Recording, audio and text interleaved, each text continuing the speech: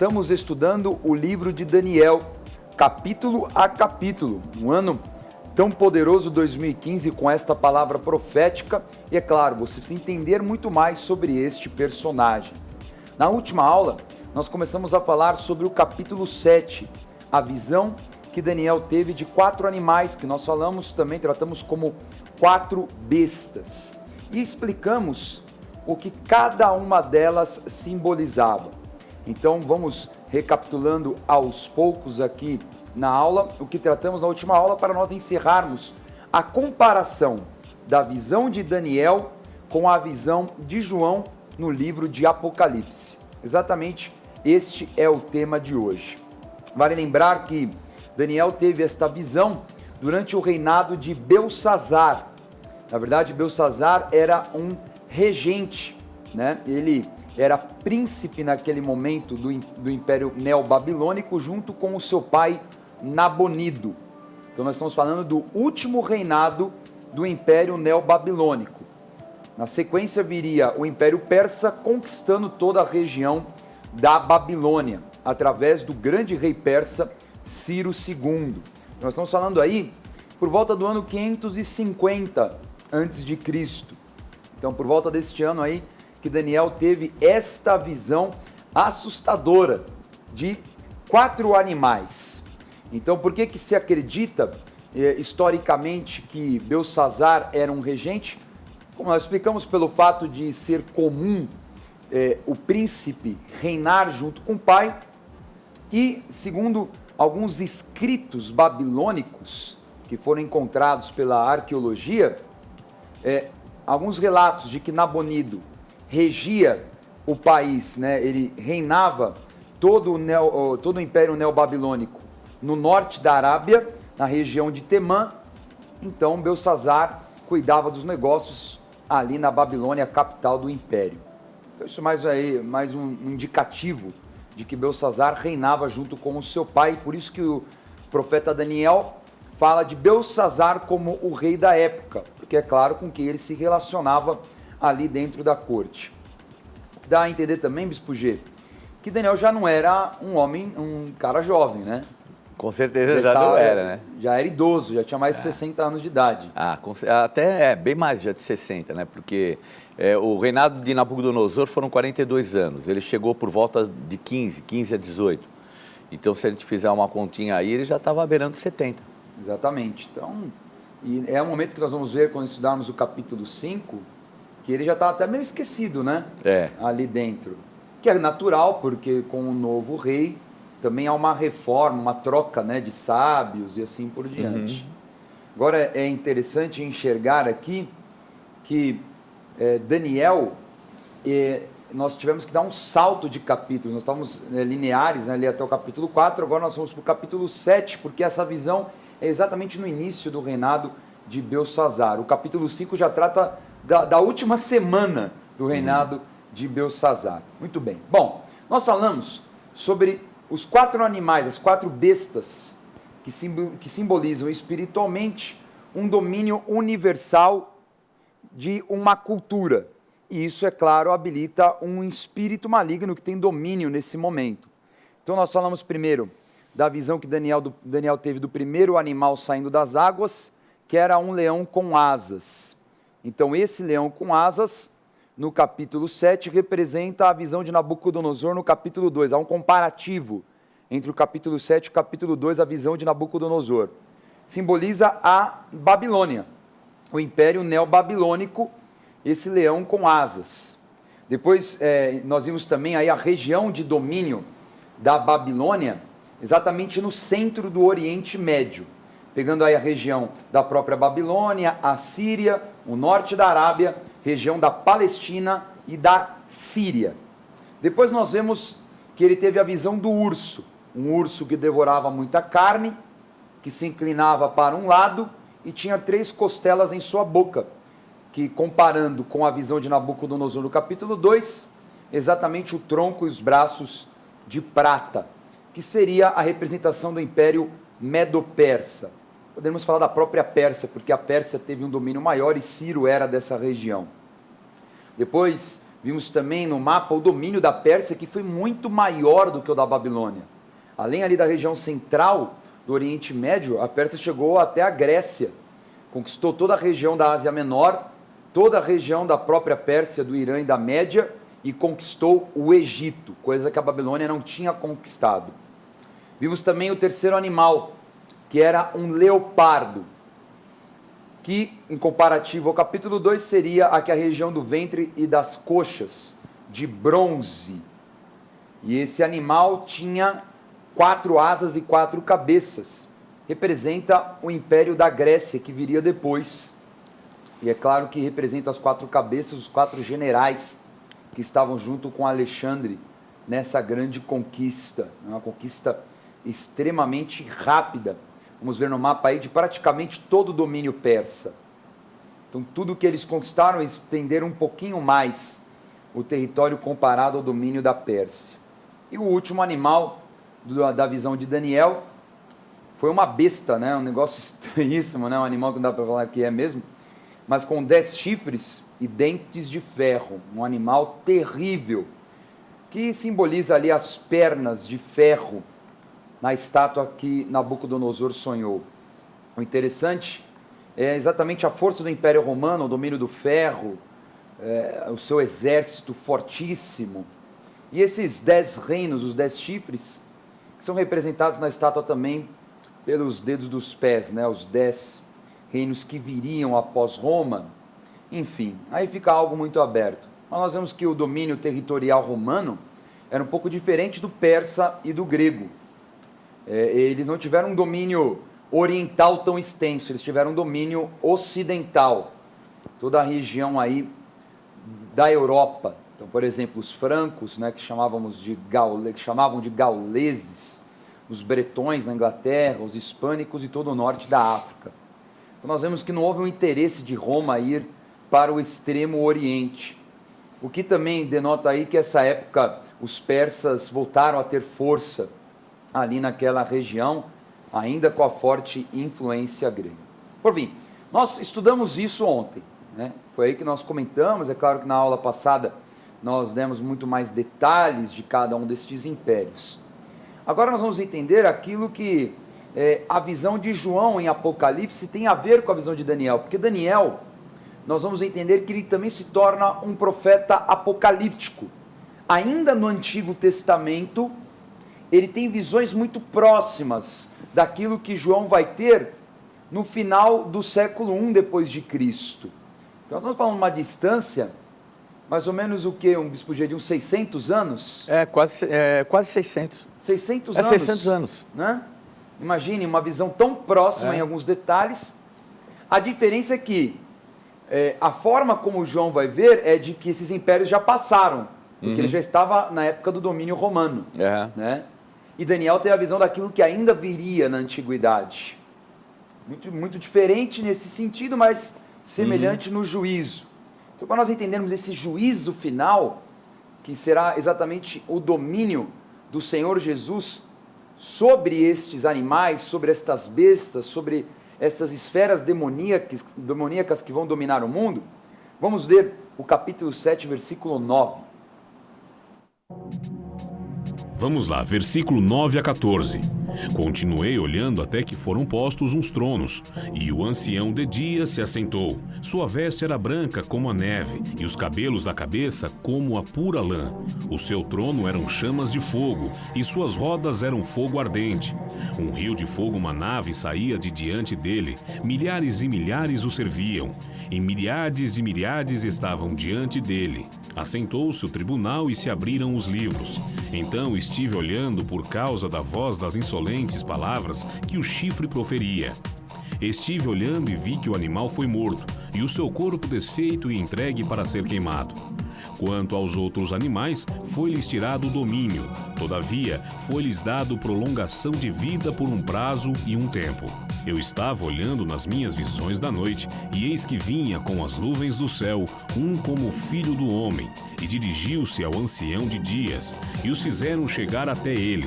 Foi-lhe dado domínio e glória, e o reino para que os povos, nações e homens de todas as línguas o servissem. O seu domínio é domínio eterno, que não passará, e o seu reino jamais será destruído. Então, os últimos versículos que nós lemos já dá a figura de quem é Jesus Cristo, né? O ancião de dias, aquele que está no trono, figuras muito próximas de Apocalipse. Se nós lemos aqui nesses capítulos, várias figuras são encontradas no livro de Apocalipse. Não é? Então, nós temos, por exemplo, a forma como Daniel vê a esse ancião é muito próxima daquilo que é narrado nos primeiros capítulos de Apocalipse, principalmente o capítulo 1 e o capítulo 4, que é a visão que João tem de Cristo. Alguns detalhes como o cabelo como lã, a veste branca como a neve, o trono em chamas de fogo. É claro que João acaba dando mais detalhes, né? E Daniel, inclusive, nós vamos ver nos capítulos depois que também tem algo parecido, com os olhos como fogo, os ombros e alguns detalhes como o bronze polido, os pés também, muito próximo daquilo que é a visão de João de Jesus, que é a figura que ele vê andando entre os candeeiros, enfim. Nós já temos essa primeira figura muito próxima. Então acaba se tornando, Bispo G, uma confirmação, assim, colocando a Bíblia como um livro em que os textos são tão distantes de quando foram escritos, mas que se complementam, não é? Eles trazem a veracidade da Bíblia. Então é interessante porque alguns acreditam que o livro de Daniel foi escrito, é claro, por Daniel, mas que na época dos Macabeus, né, que seria o século II a.C., que foi realmente formatado, escrito, fora as questões que foram achadas no Mar Morto e assim por diante. Agora, João foi uma carta escrita, um livro escrito no final do século I, então há uma grande distância. Então, é claro que João ainda dá um pouco mais de detalhe. Então, nós temos já essa figura. A fonte de João é mais detalhada, né? Porque Daniel, ele recebe a visão, o anjo vem e ele recebe a visão. Agora, ele não. João, ele foi arrebatado aos céus. Então, ele vê uma porta aberta no céu, ele entra. E ele vai, assim, diante do trono de Deus. Então, Deus traz uma visão muito mais forte, mais marcante, né, para o apóstolo João. Nós vemos aqui alguns termos, Bispo G, por exemplo, um rio de fogo, ele fala de milhares, ele fala o termo miríades aqui. O que significa miríades? Miríades assim, seria uma porção incalculável. Então, seria assim, como se ele falasse, né, já um termo que a gente chama milhões de... É um termo assim que fala de infindável número de anjos. Então, ele fala que esse número que é incontável era um número daqueles que serviam ao ancião. Continua reforçando essa figura de Cristo, que abriria os livros.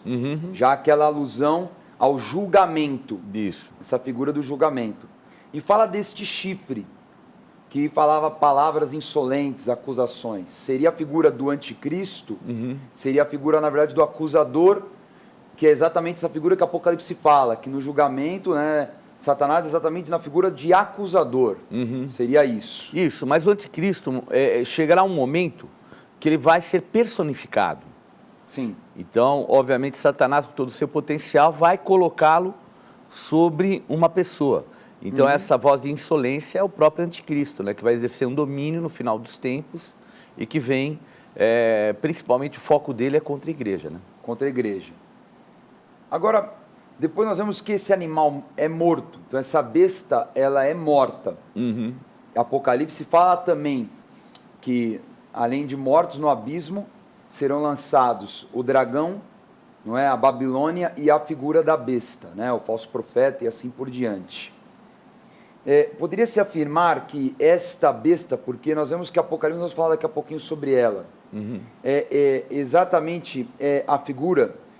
Acho que seria interessante até nós lermos agora, porque eu acho que isso facilitaria para manter esse raciocínio. Então vamos ler Apocalipse capítulo 13, para nós vermos como exatamente essas figuras são muito próximas, né, daquilo que é o apelo cultural, né, daquilo que está referenciado como esse ser espiritual, que é narrado como besta, é potencializado por uma cultura.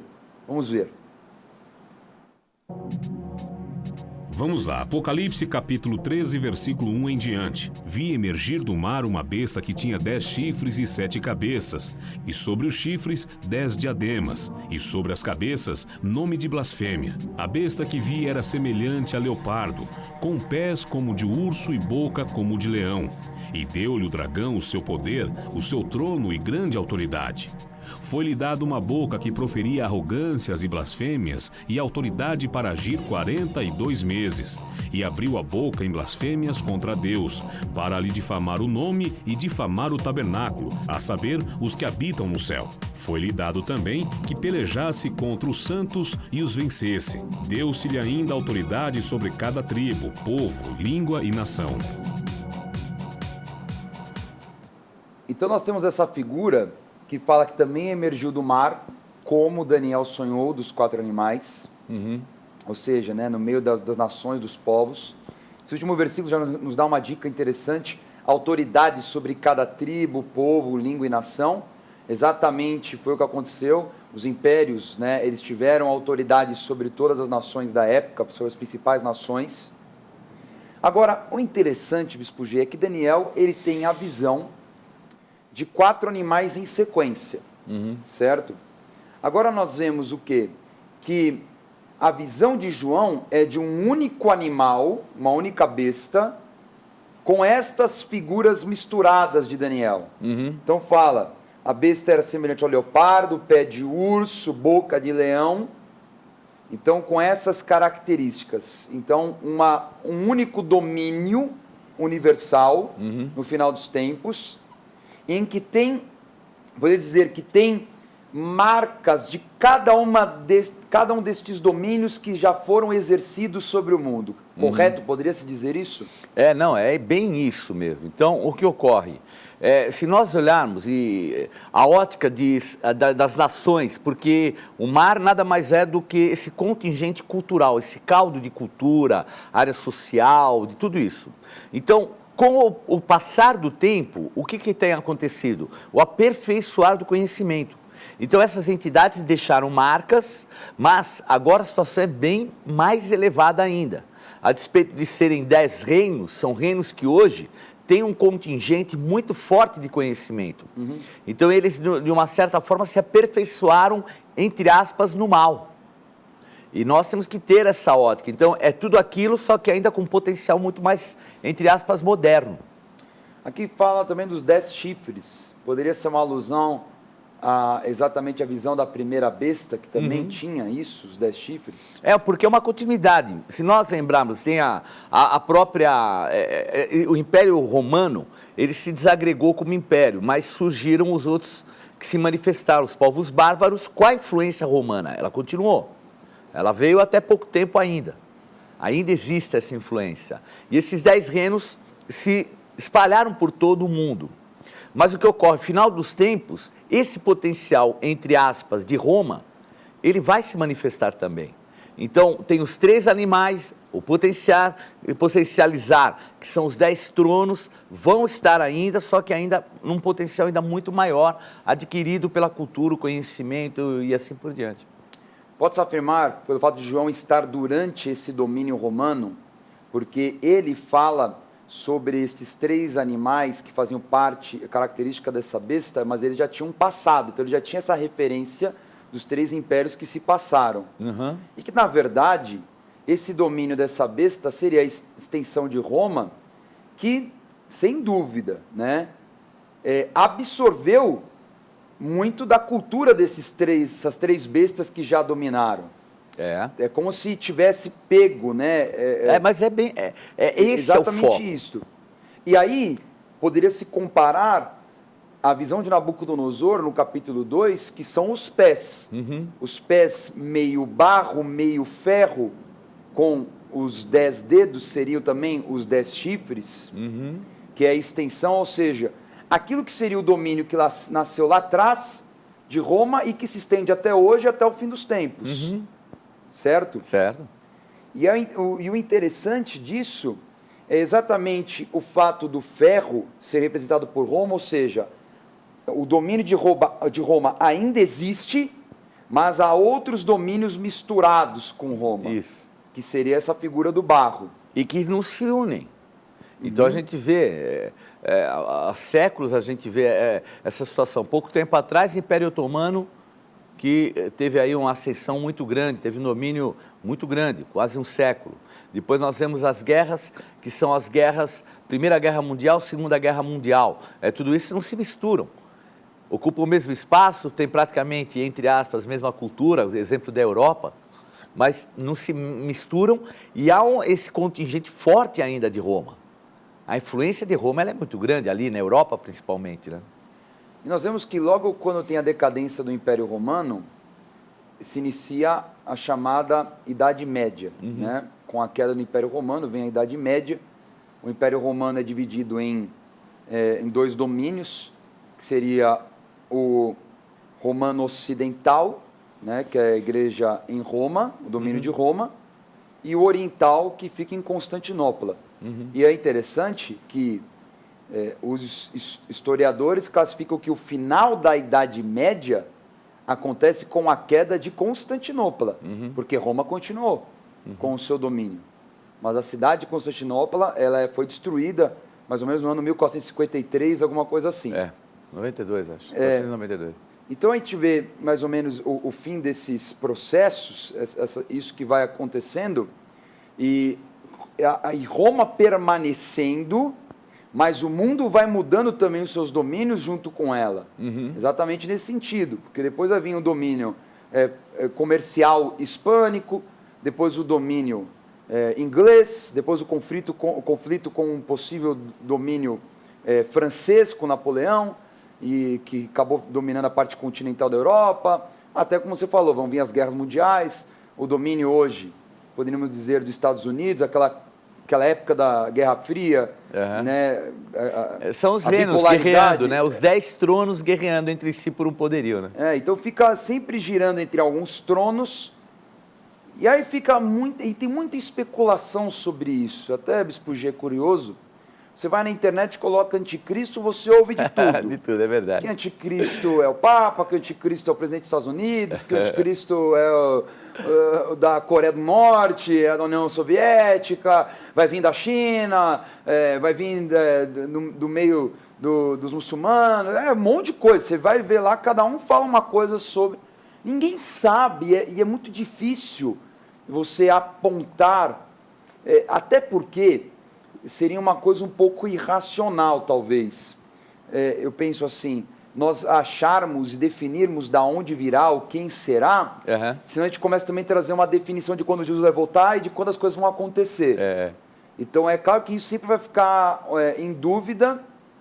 E pode-se afirmar, Bispo G, que ninguém vai perceber na época esse domínio do anticristo, até porque fala que o Espírito Santo não estará mais presente como é hoje, então as pessoas na verdade nem vão perceber isso. Pode-se afirmar isso? Pode.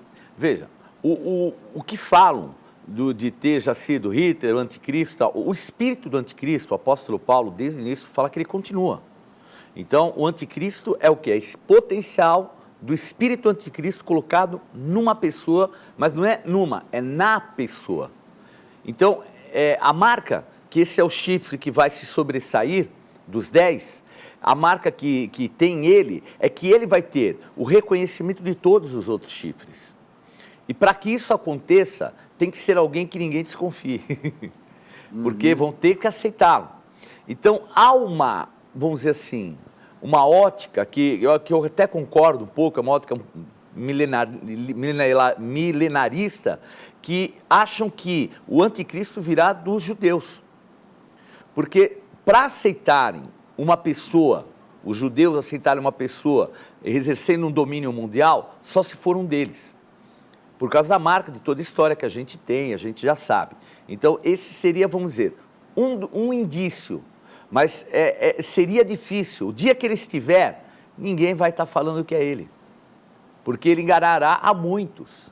Então, tudo isso vai acontecer num período, como você colocou, que pode acontecer num período que a igreja já não esteja mais. e de repente o Espírito Santo não estará mais, então, quer dizer, a revelação não existe, então vai ficar meio à mercê. Mas o importante é a gente não se preocupar muito com isso e levar a salvação e o Evangelho, né? Porque no final a gente fica refém de tantas especulações, né? E eu vejo muitas vezes, uma boa falando isso, né, Bispo G? Pessoas que pesquisam tantas coisas sobre ocultismo, sobre seitas, sobre, né? E gastam o seu tempo precioso, né? Pesquisando tantas coisas, e vai passando a vida e o mais importante não desenvolveu que é a salvação. O mais importante que é o domínio da palavra e conhecer o Deus verdadeiro que está acima de tudo esse monte de demônio, não conheceu. Então eu acho que fica uma dica para você que às vezes fica nessa paranoia, e aí, isso aqui é do diabo ou não é? A comida é ou não é? E o símbolo de não fica sei o que lá, agora não e dá, a pirâmide... Né? Ouvindo LP ao contrário, não dá para ouvir CD ao contrário, né? Então agora é complicado. Exato. Então é um lance que às vezes quer estudar, bacana, estuda, se prepara, eu acho importante. Interessante. Mas eu acho que o mais importante do Evangelho é conhecer exatamente esse Deus tão poderoso, né? As pessoas não procuram. E o mais importante de tudo, independente se quando vem o anticristo, que vem são 10, 30 reinos, isso é tudo interessante, é salvar vidas. A nossa vitória é baseada no Evangelho. É o ide por todo mundo, para levar a palavra de Deus, levar a salvação. E o que o Senhor falou? Eis que estou convosco até o final dos séculos. Se vem anticristo e não vem, se a igreja foi arrebatada não foi, a nossa parte é levar o Evangelho. Porque às vezes tem pessoas que ficam preocupadas tanto com o futuro, viram uma paranoia e deixa de fazer o que é mais básico, elementar e mais importante. A vitória nossa contra o anticristo são vidas salvas. Esse é o nosso chamado. E preparar os sucessores para que eles continuem fazendo isso. Amém? Isso é o apostolado. Né? Acho que tem uma pergunta da Ângela Bernardes pelo Facebook, é o seguinte: Bispo, boa tarde, eu gostaria de tirar uma dúvida. Deus estabelece 490 anos ou 70 semanas para trazer total liberação ao povo de Israel. Isso significava um nascimento, ministério e ressurreição de Cristo. Passagem bíblica de Daniel 9, versículo 24. Né? A gente vai chegar ainda a estudar o capítulo 9, né? Mas, complicadíssimo. Mas quiser adiantar, né? O versículo diz assim: 70 semanas são determinadas sobre o teu povo e sobre a tua santa cidade para fazer cessar a transgressão, para dar fins aos pecados. Enfim, ela está perguntando se essa profecia das 70 semanas ela tem algum sentido com a vinda de Jesus Cristo. Eu não entendi muito a questão dos 490 anos. São as 70 semanas, né? E na mesma profecia ela fala de 7 mais, são 7 semanas mais 62, o que dariam 69 semanas. Então, o que é feito? É feito todo um cálculo, que é feito muito bacana e tudo. Depois a gente poderia até entrar em detalhes, isso é muito complicado. Mas o final desses, vamos dizer, desse tempo, 2 semanas mais, aliás, 7 semanas mais as 62, ela dá quando começa a Igreja Apostólica de Jesus Cristo, é em Estevão. Então tem Jesus que no ano 27, mais ou menos ele é batizado, depois ele morre 3 anos e pouco depois, aí vem e começa a igreja. E quando começa a igreja, é a rejeição por parte de Israel, é a rejeição dos judeus. Eles rejeitaram. E aí Paulo mesmo e outros vão para os judeus, para os gentios. Então é chamada a época dos gentios. Então a gente não pode afirmar, como ela quer afirmar aí, que existe um plano de Israel. Israel teve a sua chance. Agora a semana que nós estamos vivendo, que é a última, para completar, porque serão 69 semanas até o início da Igreja Apostólica de Jesus Cristo, nós temos uma semana profética pela frente, que é a semana que nós estamos vivendo, levar a salvação e o Evangelho. Jesus não marcou uma data e não deixou. O próprio Jesus, quando esteve aqui, ele falou, o dia e a hora, nem eu sei, só o Pai que está nos céus. Então nós temos que levar o Evangelho. A nossa conquista ela vai se manifestar quando todo joelho se dobrar. Eu acho que a pergunta dela é exatamente referência a um comentário que tem na Bíblia Apostólica, né? Entendo. Que fala assim, ó, as 70 semanas ou 490 anos se iniciam no momento em que se ordenar a reconstrução de Jerusalém. Que é curioso, porque quando inicia a reconstrução da cidade... É quando sai a notícia, a informação. Do templo, na verdade, né? Porque a reconstrução começa pelo templo, né? Como é que o povo acabou cuidando mais da casa do que do templo, e Ageu dá um jeito, né? Mas enfim, isso ocorreu no ano 457, ok. As primeiras 7 semanas equivalem a 49 anos, como o Bispo G aqui comentou, em que foram reconstruídas praças, muros e assim por diante. Conforme decretado no ano 408, Jerusalém já estava reconstruída. Cumpre-se assim os 49 anos estabelecidos. Então se iniciam as 62 semanas, ou 434 anos para manifestação do príncipe ungido, que é Jesus Cristo, até totalizando 69 semanas, que equivalem a 483 anos. Então, quando Jesus morre, e ali é vencido, então tem outras profecias, né? Que é cessado o sacrifício. Então já não existe mais o sacrifício porque foi o sacrifício de Jesus. Aí depois tem mais 3 anos e pouco, que é uma semana são 7 anos. Então mais 3 anos e meio é o momento em que Estevão é sacrificado. Então ali é a rejeição. E interessante que os céus estão abertos, Jesus está à direita do Pai. Então marcando a conclusão desses 39. Então, daí para frente é que vem a semana dos gentios, a semana nossa, a semana dos apóstolos, né? Então, como ela perguntou, então, acho que a resposta é essa, né? Que uma semana equivale a 7 anos nesta análise, né? Sobre esse tempo. Mas nós vamos falar de novo de Daniel, capítulo 9. Os livros, porque assim, as pessoas pegarem uma passagem e falar 490 anos, ou então falarem assim, 7 semanas mais 62, e a outra tinham 70 semanas. Nós não podemos pegar uma revelação em cima dela tratar tudo, porque um ano é como 1000 dias, 1000 dias é como, aliás, um ano é como 1000 para o Senhor, e 1000 como um. Então, dependendo da profecia que é pega, por exemplo, você pega Daniel, você tem Apocalipse, você tem Zacarias, tem muitas coisas envolvidas que a gente não pode pegar e falar que são 7 anos taxativos. Porque nós vamos também lidar com eras. Então, é muito complexo, nós não podemos pegar tem que pegar todo um conteúdo para você poder estudar e ver realmente o que encaixa e o que enquadra melhor.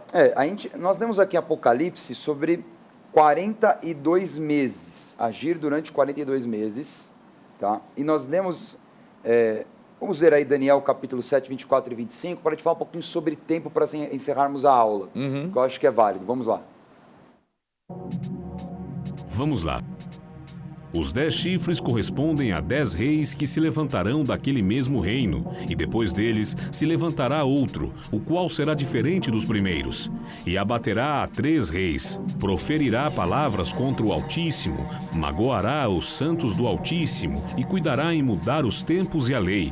E os santos lhe serão entregues nas mãos, por um tempo, 2 tempos e metade de um tempo. Tá aí a questão, né? Que tempo é esse? Que tempo é esse? Né? Porque quando comparam, por exemplo, 3 tempos e meio, como ele falou aqui, Daniel, dá 3 tempos e meio, isso. Se for tratar como ano, seriam 3 anos e meio, seriam equivalentes a esses 42 meses aqui em Apocalipse. Mas é impossível a gente afirmar isso. Aí ainda que seja algo próximo, algo que até... é uma meia semana.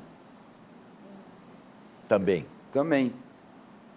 Porque tratam como 7 anos, uma semana como 7 anos, 3 anos e meio. Agora, quanto vale esses 3 anos e meio ou 42 meses? Então, por isso que eu falo, é muito complexo. E muitas vezes as pessoas, elas, para entender, elas vão buscar aquilo que se cumpriu. Por isso que é interessante a gente ver essa análise das 70 semanas e das 69 semanas, elas são muito baseadas em fatos que já aconteceram. Então, isso sim, a gente tem como comprovar. Senão, aquilo que vem pelo futuro, é difícil você chegar e falar, vão ser 7 anos literais, vão ser uma semana literal, não é uma semana de 7 anos. É muito difícil, porque é algo que nós vamos especular a respeito do futuro que o próprio Senhor Jesus falou que ele não conhecia. Aí entra mais ou menos um pouquinho para quem já leu aquele livro, o Código da Bíblia, que entra nessa linha. É um cálculo matemático que pode dar muito certo e pode ser que depois não dê mais. Eu acho que a linha é isso, assim, fizemos algumas análises que deram certo. Maravilha, deram certo.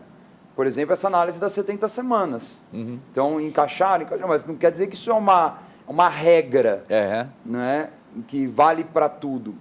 é muito complicado. Porque fala, por exemplo, desse chifre que vai sair, né? Que vai vencer esse rei, né? Que vai abater 3, o chifre que vai bater os outros 3, que seria essa figura do anticristo. Então, agora, até para você ver como é delicado a gente lidar com isso, porque se nós fizermos uma avaliação um pouco diferente, nós vamos chegar num passado a respeito desse chifre ter sido Antíoco Epifânio, que foi um anticristo, tinha um espírito anticristo. Então, poderia ter sido vamos dizer assim, um rei que surgiu antes de Jesus. E eles contaram datas que dava certo. Certinho. E Daniel 8 vai ter algumas confirmações sobre isso. Aí você cruzaria com Daniel capítulo 8, que é a próxima aula. Isso.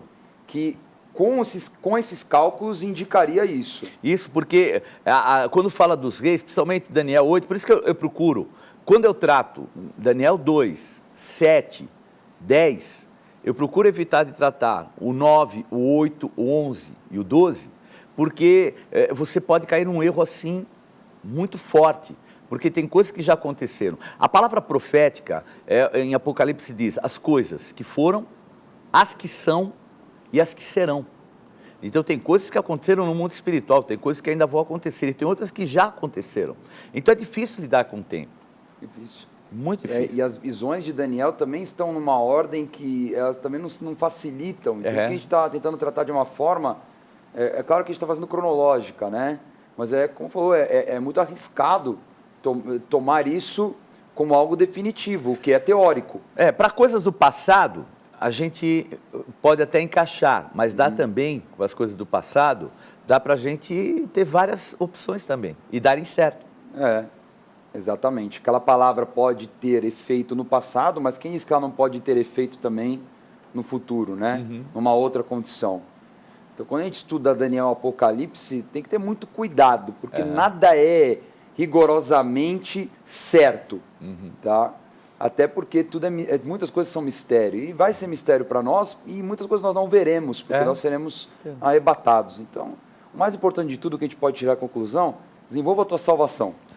Né? Evangelize e salve muita vida. A nossa vitória é salvar vidas, tirar as pessoas do reino das trevas para a luz de Jesus. Vamos garantir a vitória, né? Essa é garantida. É isso aí.